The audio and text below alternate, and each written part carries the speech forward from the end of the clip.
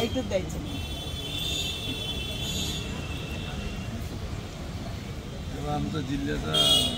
आज शेतकरी बळीराजा संकटात आहे आणि शासनाचं फार मोठ्या प्रमाणात दुर्लक्ष करत आणि शेतकरी आत्महत्याला प्रवृत्त होत आहे.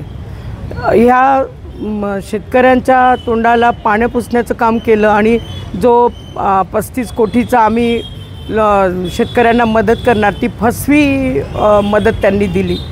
हेक्टरी आम्ही 50,000ची मागणी केली होती. या संदर्भाने आमचा नाशिक येथे मोर्चा झाला होता माननीय पवारसाहेबांच्या नेतृत्वाखाली, पण त्यानंतरही शासनाने त्याची दखल न घेता मनमानी कारभार चालवला आणि यवतमाळ जिल्हा हा आत्महत्याग्रस्त जिल्हा.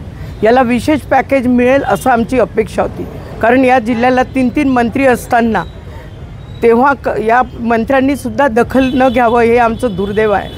त्यासोबत काही तालुके सोडून दिले की ओल्या दुष्काळापासनं. त्यानंतर फळबागायत ज्यांची आहे ते PKVकडनं त्यांचे पंचनामे व्हायला पाहिजे नव्हते, ते सुद्धा दिले नाही आहे.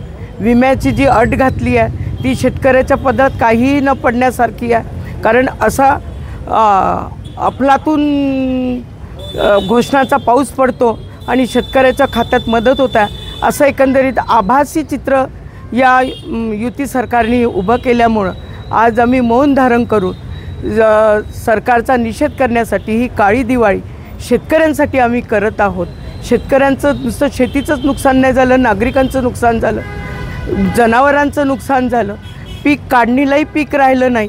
त्यासाठी सरसकट कर्जमाफी व्हावी ही सुद्धा आमची शासनाकडे मागणी आहे.